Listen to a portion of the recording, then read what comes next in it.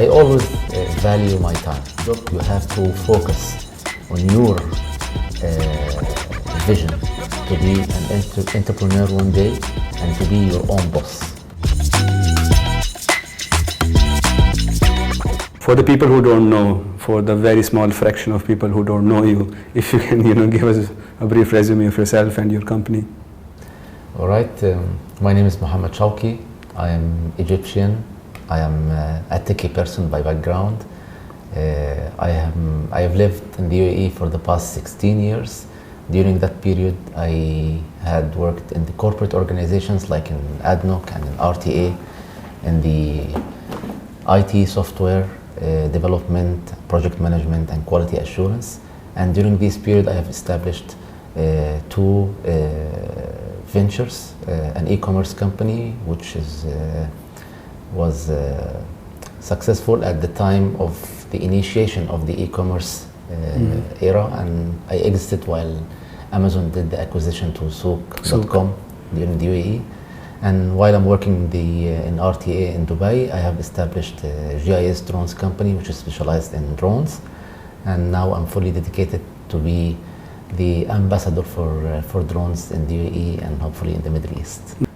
Souk was acquired by Amazon a few years back, maybe 4 or 5 years back. Right. And you said you exited then. This means you are doing this entrepreneurship for quite a time now. I thought GIS Drones was your... So let's talk about what happened to, what was the e-commerce thing that you started and how did you exit it? Okay. I always value my time. And instead of wasting my time hanging out with friends or spending my time playing games or whatever my friends was doing, I always saying that after your corporate job, you have to focus on your vision to be an entrepreneur one day and to be your own boss. So I was utilizing my after working hours in something beneficial. The e-commerce, I started it in 2009. In that time, there were no e-commerce platforms very famous like in the time being. So I started doing blogs about selling some of the products which I love. Like I started with watches. I love. I'm a watch collector. So I was collecting watches, and I said to myself, why not to start selling them? And it worked. So I kept improving and increasing the size of the business, and then the e-commerce platforms started to be available for the public. I did the first website. After that, I went to PrestaShop e-commerce, and then Magento. I was developing it by myself because I'm, as I told you, I'm a computer engineer. So it was a solo work until I realized to that moment, no, I have to commercialize that hobby or that immature selling into a professional licensed work. That was between the period of 2011 to 2015. I was in Abu Dhabi back then. So the company was doing very good. I was sourcing products all over the world, and I was selling them here in the UAE. I was also sourcing the big e-commerce platforms by that time, like Soccer.com, Wadi.com, Souk.com, and Amazon later. So I was behind the Marca VIP. I was sourcing these flash sale campaigns based on the products that I'm bringing from outside the world. Sourcing. So basically, you were, what I meant. I'm not good at the terminology. So you were selling on these websites. Yeah, I was providing the products to the famous e-commerce platforms so that they sell to the public. So I was behind the scenes, the source of the product to them. Okay, so you had any of your own website also, or your own company that you were? Yes, it was called canarygifts.com, but it's not available anymore because, as I told you, I sold it and I closed the website. It was like a good acquisition during the time of the Amazon and Souk.com because Amazon is the big player in the market. So I said to myself, that's the right time that you should, any entrepreneur should have an exit strategy as well. When you should select the right time to exit, because if you keep running the business while the price war or the competition is happening, then you will lose your market, and even eventually you will not make any kind of profit. So I selected the right times when I should exit the company as well. That's great. Nice to hear that. So starting from watches, were the watches, or you had any other? It was eventually I was selling all kind of accessories and perfumes, gifts basically, watches, leather products, all that. That is fantastic. So the more I'm talking with you, the more I'm becoming fan. Starting from Kuwait and starting from e-commerce in 2009. So now I'm expert in watches and in perfumes as well. So I know how all kind of watches, the mechanical watches, the electrical, the mechanical winding, the perfumes, the base note, the middle note, the top note, how they are mixed and matched, how you have these all kind of beautiful smells, how they are even mixed to be produced that well. So I learned all that. That is fantastic, and should be very interesting. It should be very inspirational for many of the students who will be looking at your video. So when you came in Dubai, you started the first company. The first job was which company? I worked in a company called Universal Knowledge Solutions, UKS, and my first assignment was a project in the University of Petroleum in Dammam. Oh, Dammam. In Saudi Arabia. Yeah. So I was just hired to do the visa here for 1 month, and immediately I traveled to Al Dammam to finish the project there for 9 months. And it was about multimedia and e-learning development. Okay, so you were developing some sort of software? Yes, e-learning material for the students, undergraduate and postgraduate. That is fantastic. So, and after UKS, you moved on to which company? At the end of UKS assignment, I was assigned as a site consultant in ADNOC. It was ADCO, previously it was called ADCO, before they joined all the OPCOs under the ADNOC umbrella. So I was there in ADCO headquarters in Abu Dhabi to develop the e-learning material for their ERP system. It was a Maximo system. So I was developing that there on site for about 1 year, and during that I proved myself as a valuable asset into ADCO. So they offered me to be directly hired with them and leave the consultancy company. So basically I was stolen from them. That's a polite way of saying that. So from ADNOC, how many years you stayed there, and what were you doing there? 7 to 8 years. I was doing e-learning development, software development, and eventually project development, and then quality assurance of the software that we are developing. So that's like a progression of how I improved my career.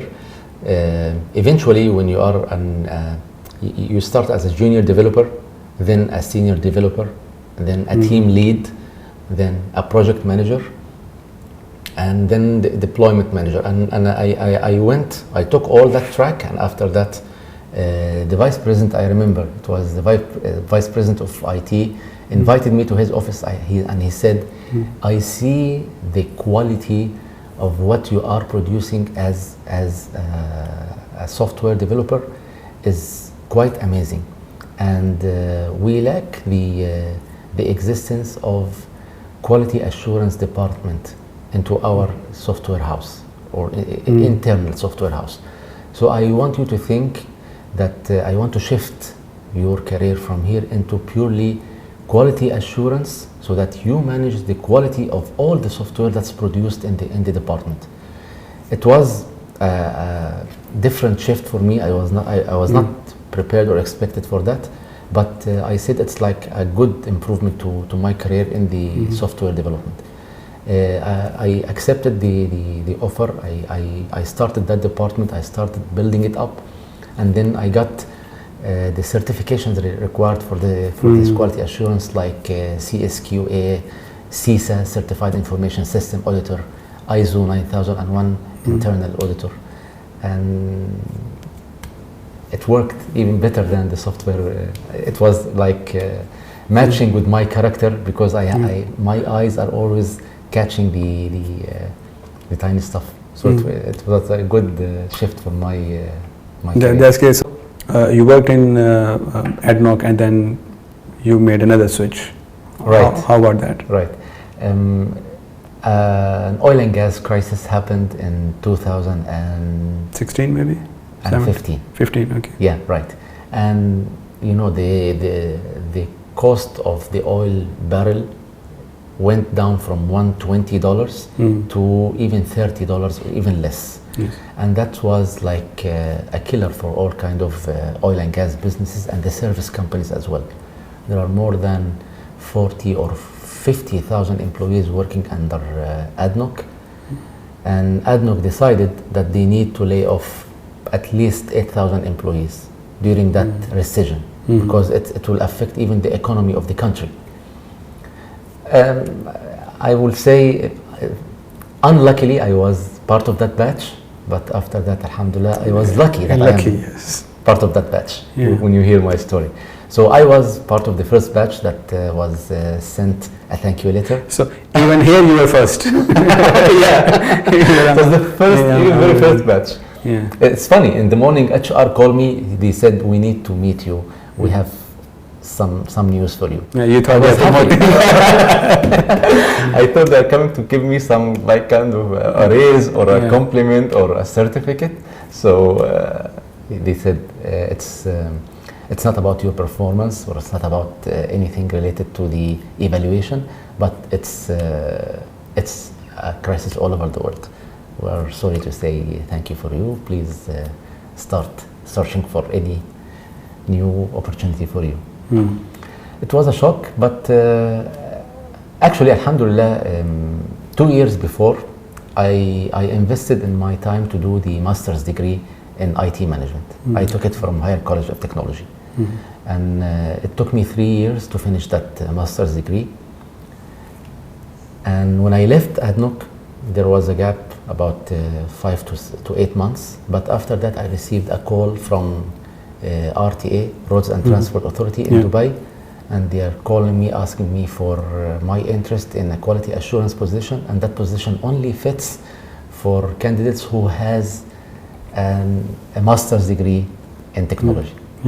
And luckily, when I was having already that master's degree, I went to the interview.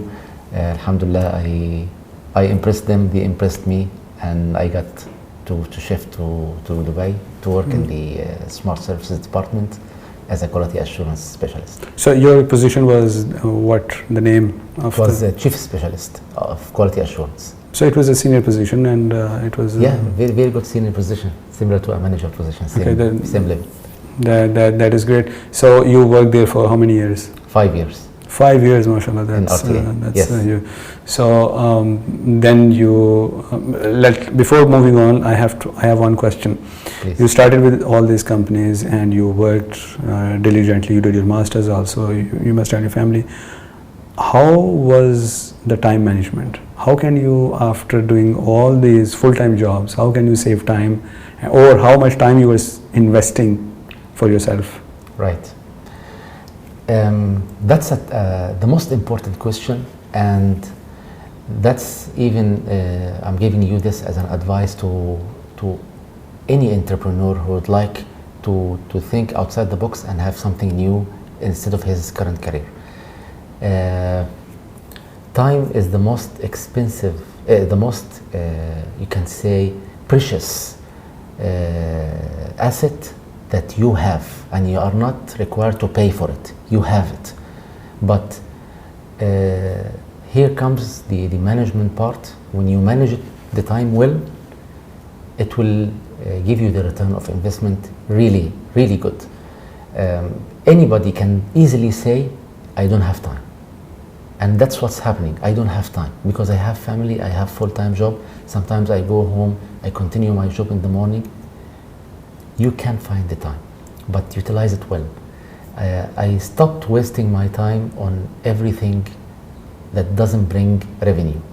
Actually, I got an advice from one of my mentors. He asked me, how much is your hourly rate? I told him, I don't know, I didn't think of it before. He said, if someone asks you to give give a consultation for 1 hour, how much you will charge him? I'll say, I told him $100. He said, based on that you calculated this. You don't have a basis for that.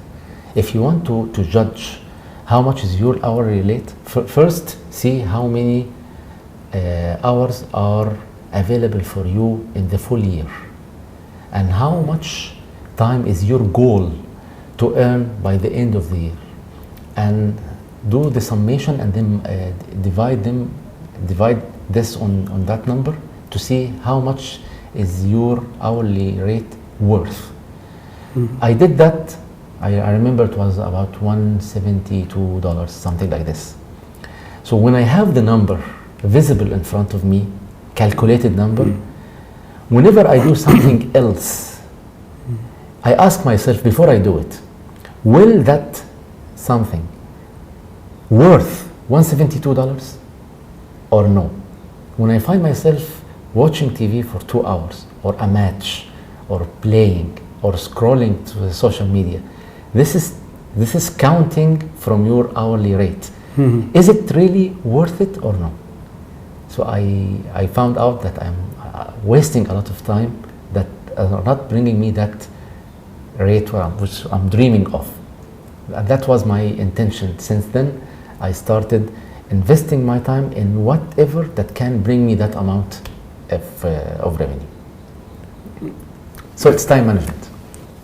Okay. Purely time. Maybe I did not answer your question. Yes. Yes. So the question was that how much time you were spending for the business. When you have 8-hour job, means you are actually spending maybe 11 hours, commuting, coming back, preparing True. yourself and everything. Okay. True. So after that, your energy level is not high. So basically, you have given away the best hours of your day.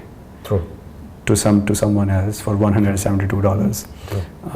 And so how much time you were spending? Now my next follow-up question will be that how your family was allowing you to spend this much time after the job. So if you can, I'm sorry if I don't want to get personal, but I mean, you have to give us something, because there are people who want to follow the blueprint. No, that's the right moment. I would like to thank my wife for that, because she was giving me that environment and space that allowed me to do all my kind of studies or ventures, and she was even participating with me in some of these businesses. So because of her support, and she was taking care of the children, I was having the enough time to focus more into my business that eventually will benefit them at the end. I was utilizing my time as I have to give myself the power nap after my full-time work. This power nap should not be more than, it should be between 15 to 20 minutes or 25 minutes. That power nap gives me some energy to continue the rest of the day. And I was working the rest of the day. I was sleeping between 5 to 6 hours daily for about 7 to 8 years. So that was my daily routine, and one family day in the weekend that should not be compromised by all means. So all the family are gathering, I'm giving them my full attention. Whole day? Whole day. Whole day? Yeah. Okay. It was Friday by then, so it was the full day, since from the morning to the end. Okay, so you got 2 days off, so one whole day for the family, one whole day for yourself, and you are not working for anyone but yourself. Yes. Okay, that's great. So this is how it continues on. Because it's not easy. Yeah, because I'm giving maybe less time to my family, so I will edit it from the interview, this part, because my wife keeps on saying this is not how other people do. They have at least one day, and I know. So Yes. Yeah, that's fantastic. So when they are happy, you will be happy.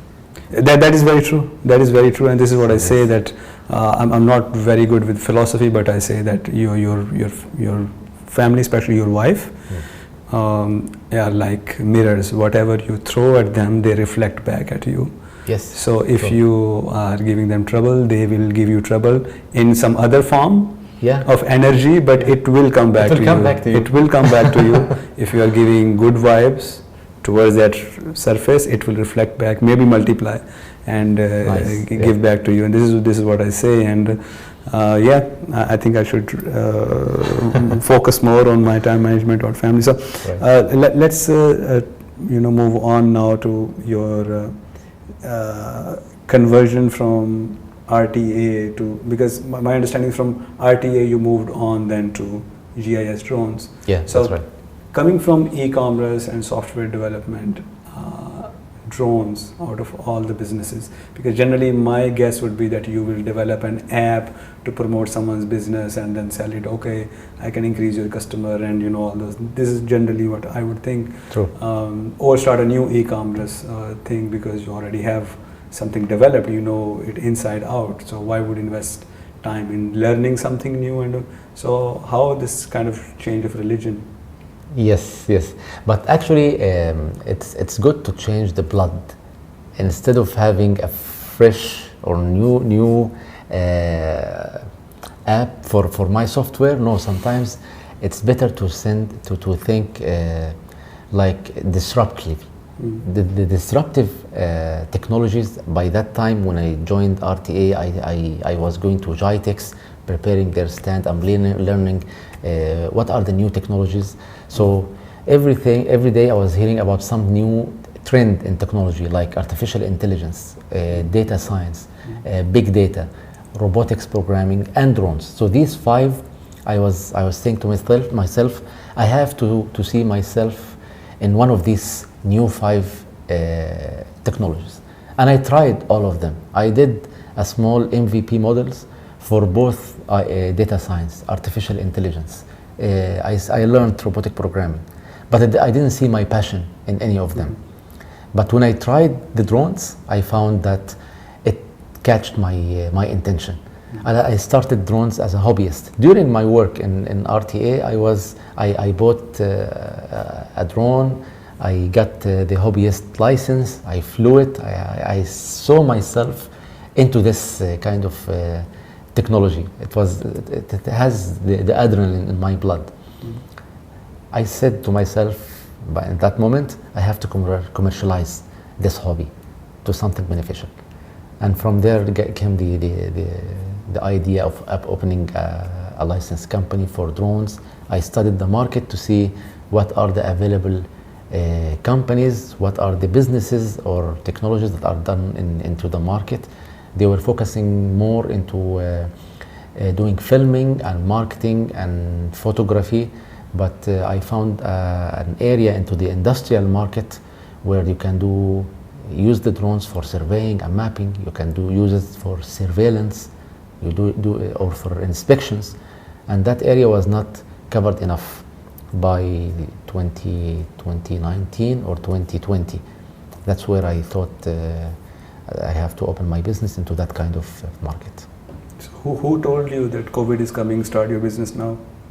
No, I started before COVID. No one told me. This is what I'm saying, because your timeline is exactly, with that. So as if you knew that, there's a good time to start a new business. Let's do it now.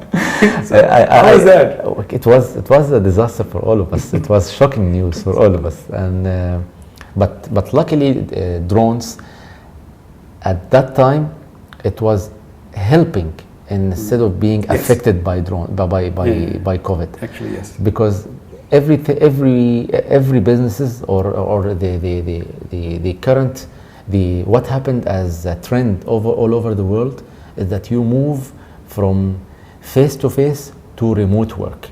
So anything that supports you to do it remotely, the business will support. And what drones are doing is that you save people from going to the ground and doing the surveying or inspections by themselves, and save them from that kind of risk or wasting time and energy, and do it using drones.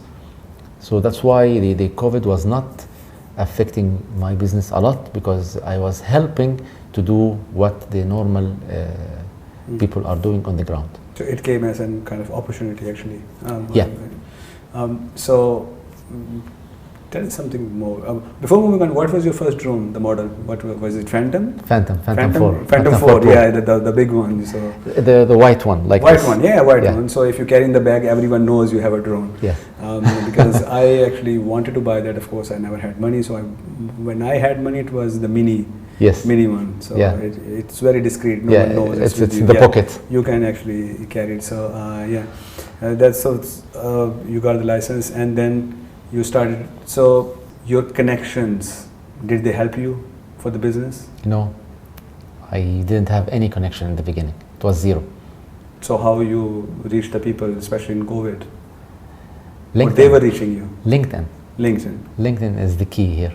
I was, I had a different LinkedIn account as an entrepreneur for GIS Drones, and I started building my portfolio, and I used LinkedIn Sales Navigator and the automation to target all the people into that specific industry.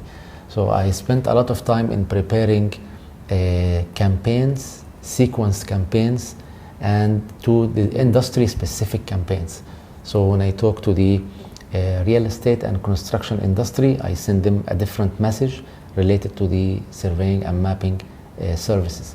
When I talk to the facility management or energy sector or oil and gas, I send to them another campaign sequence for inspections and the energy savings, and so and so. So I built all that kind of framework, and I start talking to everyone in the country about the drone services.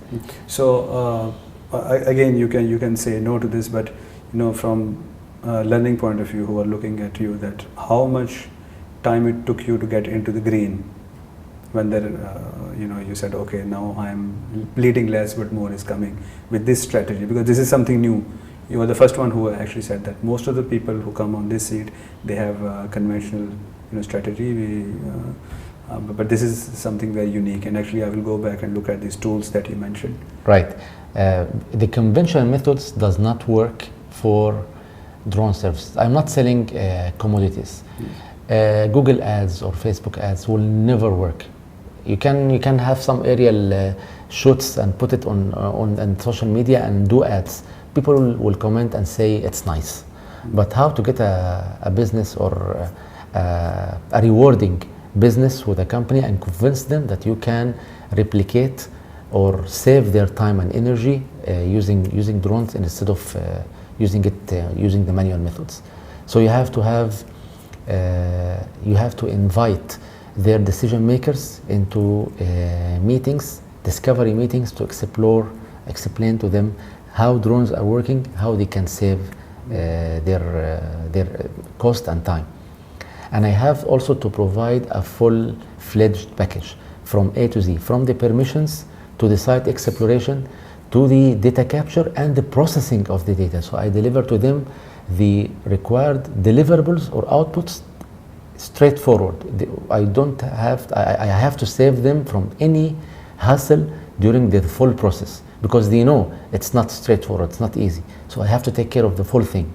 And that took me a lot of time in the beginning to prepare it. I didn't get a project for the first 3 to 4 months. It was all preparations before getting the first project. So you have to invest your time and money as well. I was the only owner of the company. I was investing from my own pocket. And how many workers were you working by yourself, or you had some internees or some workers supporting you? I started with one pilot. Okay. That's it.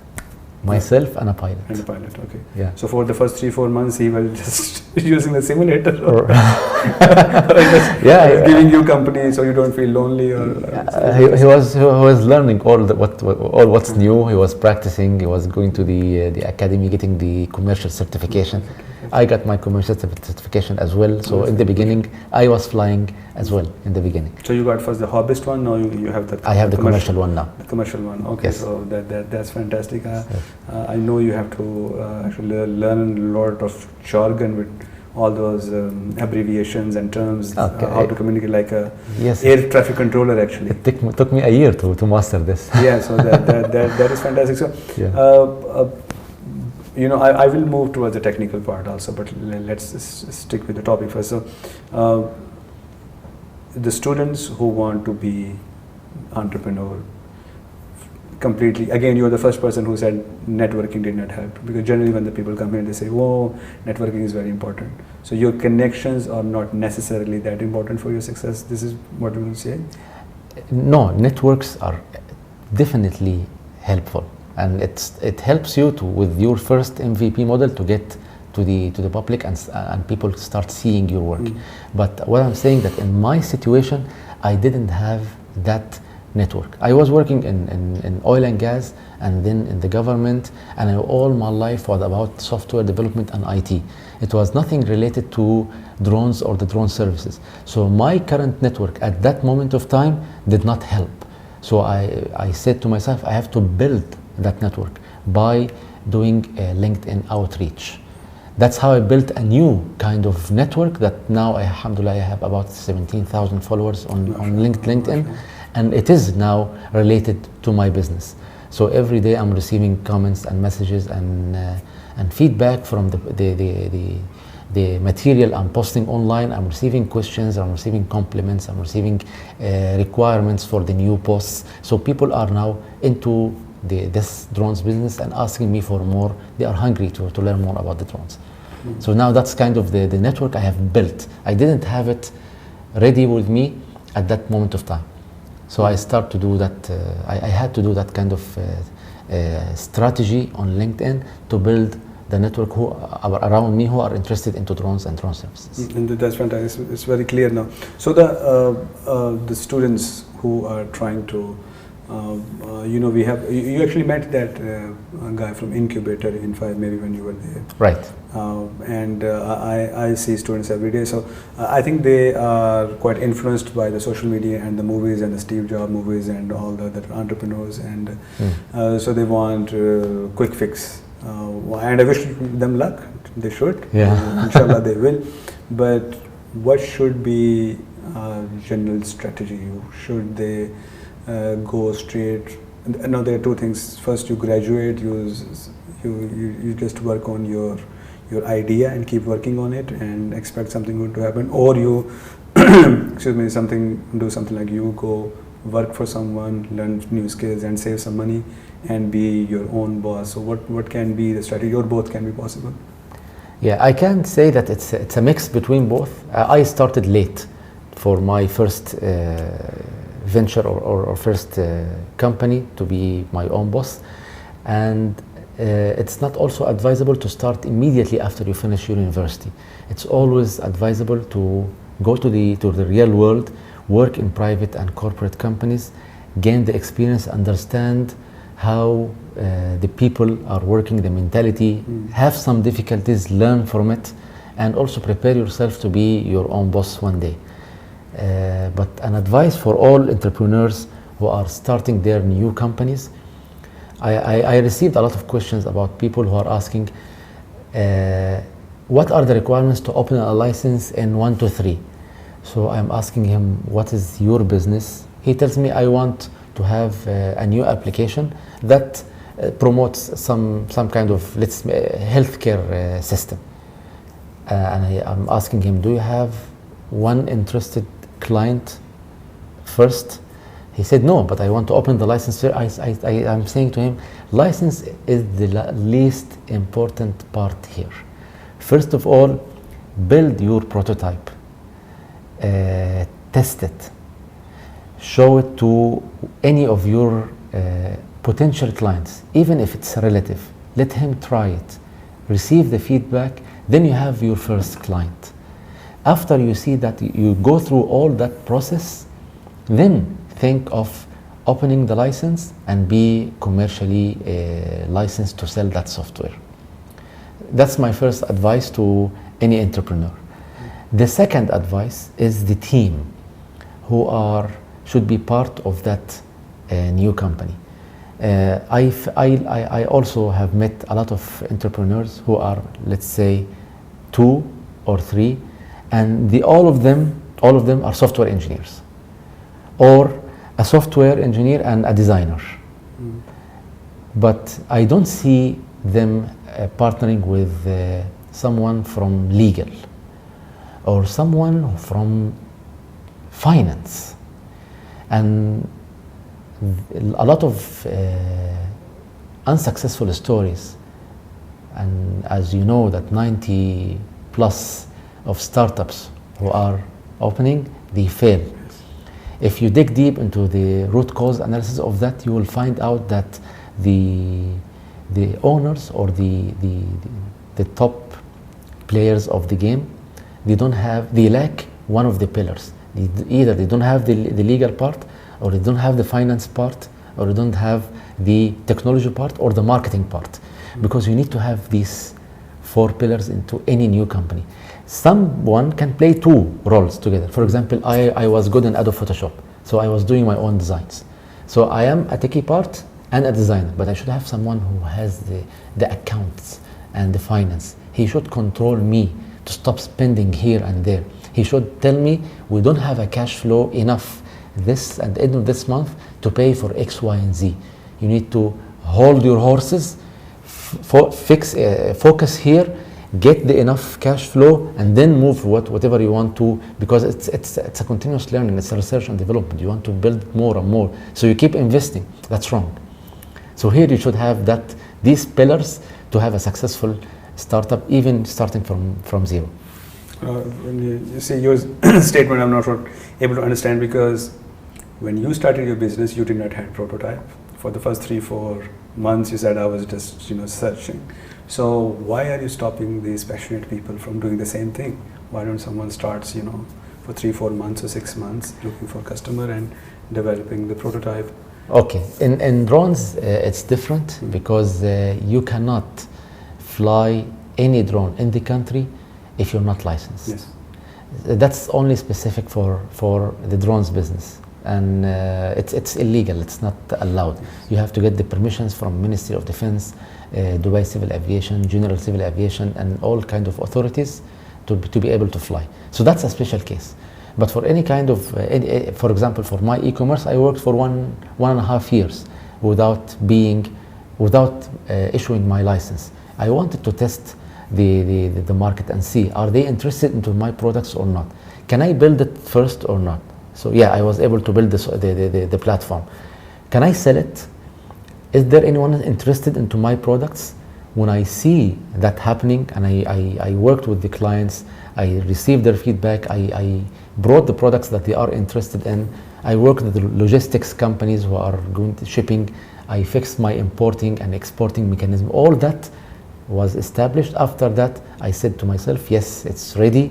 I can go to the market. Then I got the license and I moved forward. Generally, your working day, how long is it? How many hours? 15 to 16. So you go home to sleep? Don't take my word for granted. Don't do this at home. I don't know. Maybe I'm already doing. We don't know. But yeah, yes. I'm just trying to make myself feel better. So as I told you, I will edit the video. So this 15-16 hours I'll show to my family. The remaining, the full day for family, I will not show that. Yes. That can bring some imbalance. Yes. If you have a vision, you will go for it. Even if it took 20 hours of your day, absolutely. You will be working happily. Yes. Yeah. That is no harm. True. So this is how we start. Let's talk about the other thing. I want your comment. Don't you think many of the businesses fail because they did not have enough runway, cash, to keep on doing? Definitely, yes. That's why I'm telling you that they have initial cash, and they spend it quickly or in a wrong way, or in wrong things. So then they got short. When you get short of cash, then it's like there is no oxygen. Oxygen, literally, yeah. Yeah, you cannot move forward, and that caused a lot of startups to stop. Yeah, that's true. So now the other question is that how many years you should have oxygen for how many years? I'm not talking about GIS Drones or Amazon. Yeah. Amazon took maybe 10-20 years of oxygen. GIS Drones maybe less than that. But on average, what would you recommend that you should have your expenditures planned and reserved for the next how many days or weeks or years? Well, I think for any startup, you should reach the break even after the first year. So regardless of the type of the business, but I'm talking about the average size of startups. When you start, you will invest from your pocket or from the angel investors around you, like friends or family. You should have a plan, strategic plan for the first year that should not exceed that amount of investment that you are planning for that year. And during that year, you need to work hard on acquiring the clients to bring back the cash for you, so that by end of the first year, you should be a break even. That's my mentality or vision for a successful startup. And in the second year, when you started having a positive golden number, which is the golden number is the expenses minus the revenue minus the expenses. When that number becomes positive, then you have the right to go for the round zero or series the first series of investment for your company, whether it comes from a powerful angel investor or a venture capital. Then you have a proof that your model is working. There are clients, there is interest in the market. You have done the feasibility study, you have done the competitive study in the market. Where is your expected share, so that you can have a successful pitch to the investors that yes, my business is worth your investment. Yeah, that's great. So I know some friends of mine who are working for 10 to 15 years and they think they should switch and start working full time on their idea. So I was referring to that for how many years they should have, like you said, 1 year, if they have enough cash for 1 year, they should jump in. This was my question. To jump from? Yeah, from job to your own business, what should be the strategy? No, that's a different story. Yes. Okay, you have your own expenses. You have expenses for yourself, your family, and children. And your current job guarantees that kind of security for you. So if you want to go to take the risk and be your own boss, then at least before you take that decision, you should have a reserve. You should first calculate that expenses on a monthly basis and have that number with you. That number multiplied by 6 times, and that amount should be with you before you decide to shift to the. So you're talking 6 months. 6 months minimum. Minimum and because maximum. you never know what happened. You never know what happened. For me, for example, I did that calculation, and I quit RTA to focus on my job. And after 2 months, some crisis happened in the aerial navigation because some attack happened, and the drone business was suspended for 2 months for the commercial companies. That was never expected in my calculations. I didn't even think about that kind of risk that may happen. So because I had that plan that I have sustainability for the first 6 months, I survived when this disaster happened. If someone else was not having that kind of planning, then they will fall in a big trouble.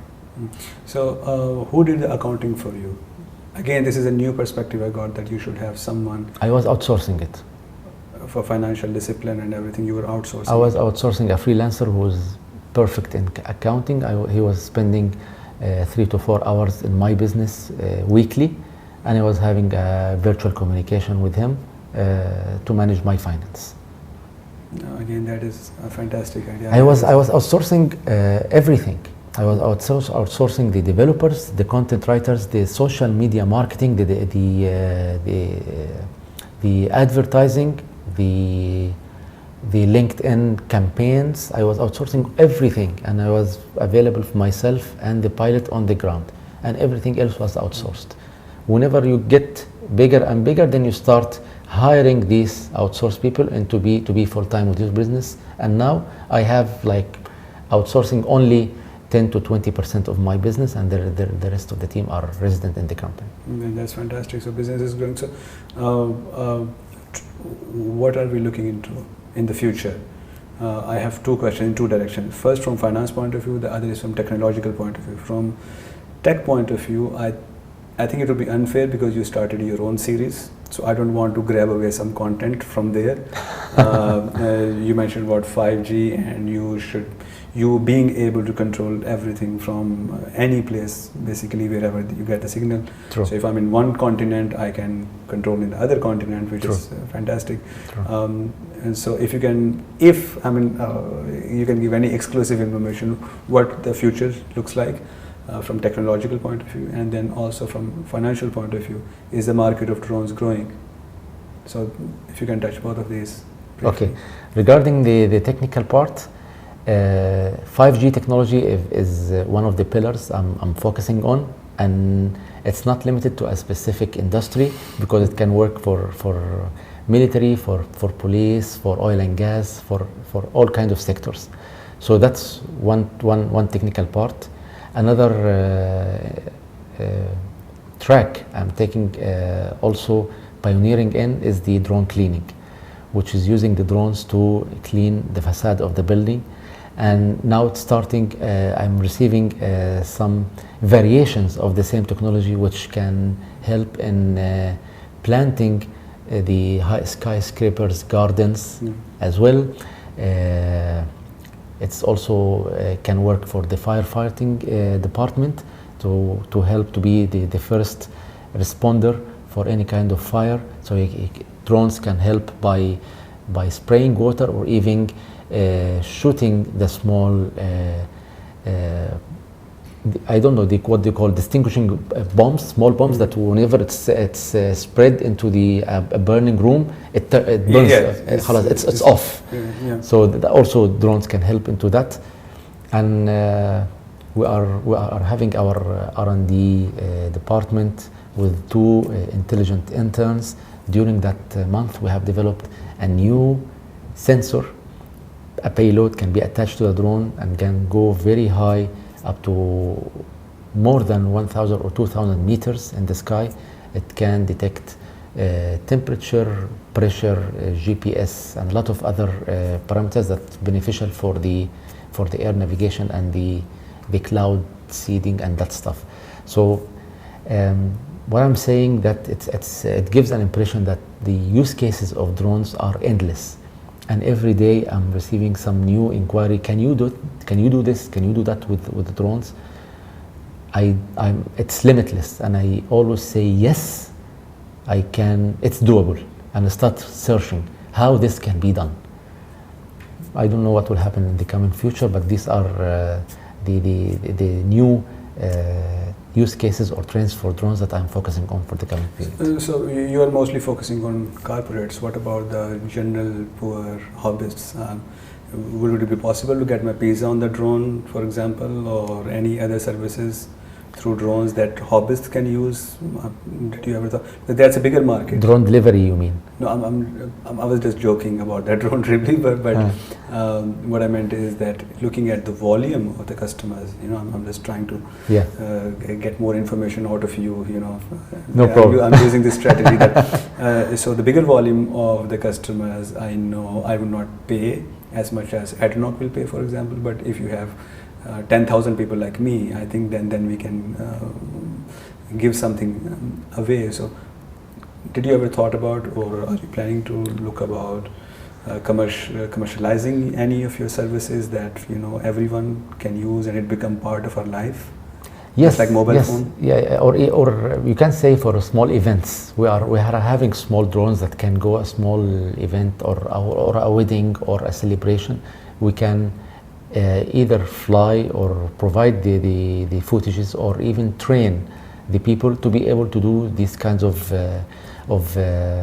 small FPV racing or FPV first-person view drones to do some kind of internal footages or capturing for the events. All that we can do, and it's not very expensive. Okay. So it's affordable for everyone. Yeah. So that's fantastic. So that was the technological part mostly we discuss, and so this is the direction we are looking at, and it's very exciting to be honest. It's exciting because there is an authority who's making sure that the safety is ensured in the process, And so this means that whatever will happen will be safe, and there is a dedicated team of people who is trying to develop more and more features for the consumers. True. Fantastic. True. Other thing is about the market, and I think you answered already that it's expanding. The use cases are expanding, so hopefully. Yes, it's never saturated.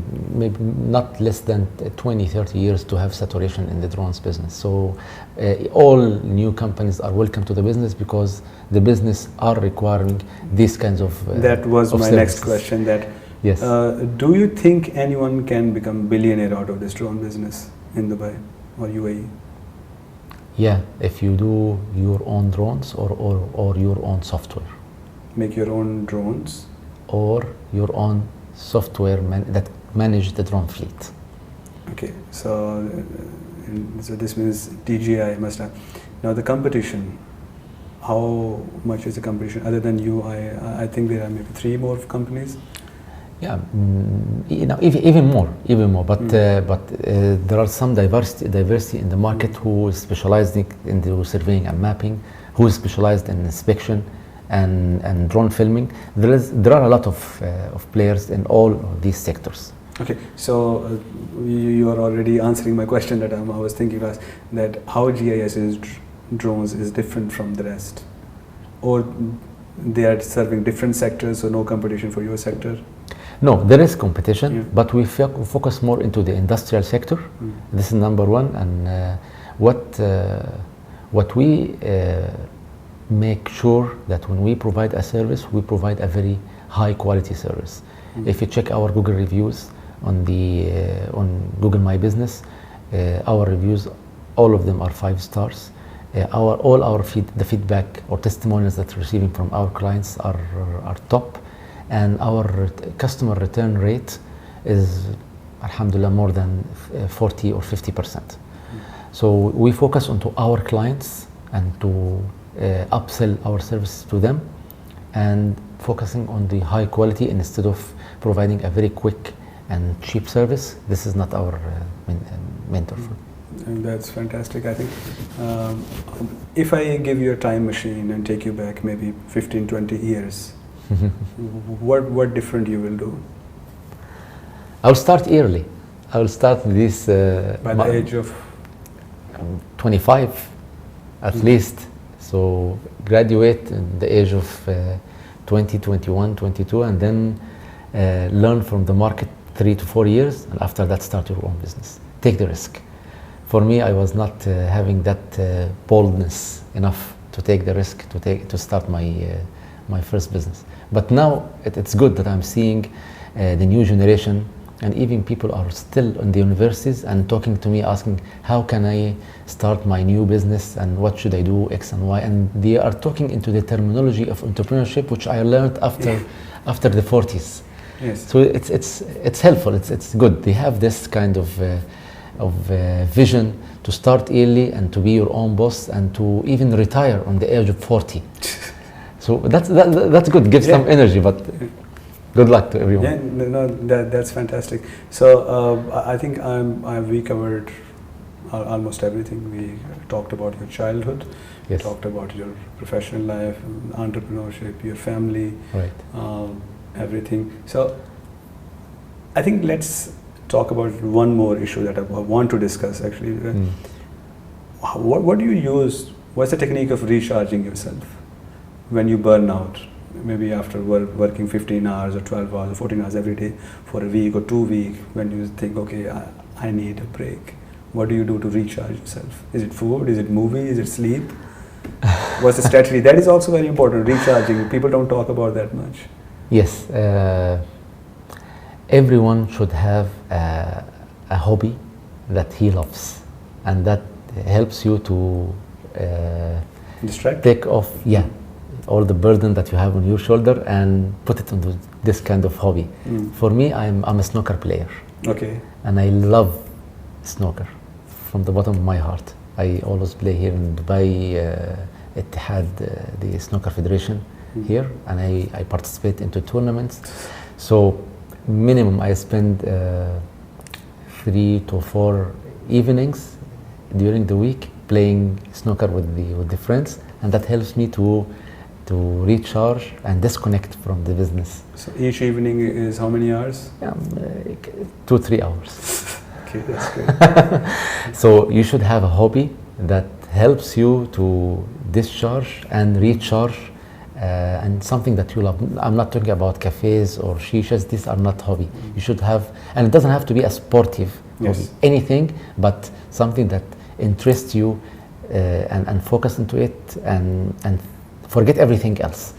Then you will be hungry to come back again to your work and So I don't know if this story is true or not, but there is a very famous journalist in Pakistan. He wrote in his column that a famous politician, I think he was in UK, every night he would go into the jungle for 1 hour and cut woods. See? With the axe, and that was his hobby, and that was his way of relaxing and coming back to normal. Amazing. So, then there was another guy who would build walls. He will place bricks every day just to make sure he stays sane. Yes. So I think I will take that. I'm absolutely delighted to have you, and thank you so much. God bless you. And we spent almost 1 hour, so that's 172 hours plus that. It flashes very quickly. It was very interesting. Yeah. So thank you so much. If unless you have something else to talk about, or you think I missed, you want to say something on the camera, we can. I just want to say good luck to all the students and the new entrepreneurs who are looking forward to improve their life or reaching to the level of satisfaction in life. It takes a lot of time. It needs hard work, good time management, and support from the surroundings around you. But everything is possible. So time management, I have another question. When you say time management, I said that, okay, I will spend 2 hours developing this code. After spending 2 hours, I'm saying, no, you know how coding works. I also do coding. Yes. Oh no, only if I can do this feature and this variable is not, doing the right thing. I need 3 more hours. You leave the work there for the next day and move on to the next assignment, or this is how you work personally? You complete the task first and then move on? It depends on the priority. If that's the top priority thing that needs to be finished, I will never sleep before getting it done. And it's better to split the bigger chunks into smaller achievable chunks. So, and you get these smaller ones which assembles the bigger one. So, but if you spend 2 hours and you realize that you need 3 more hours, that means your initial planning was not proper. But if it's acceptable variation, then you take it, go for it. You have the concentration, you have the passion, get it done. So how do you do time management? For example, would you be doing 5 tasks a day and give 1 hour to each task, or you said no, I will do 2 tasks first till they are finished, then I'll move on. It's about psychologically, I'm asking. Yes. So psychologically, I eat the frog first. Okay. What does it mean? That means I do the most tedious and annoying task in the beginning. Okay. In the beginning of the day. Frog is not pleasant, right? So eat it first, do the first thing in the morning. You will feel that you have accomplished something. You get the energy. The second advice, don't get dragged by the emails. Sometimes people their daily task is responding to the emails and doing whatever is required from them. But you don't have a plan for your day in this case. So you need to plan what you need to do today. Put it on some sticky paper or your notes and start prioritizing them from the hardest to the easiest and start finishing them. And allocate a specific time for the emails. If it's not an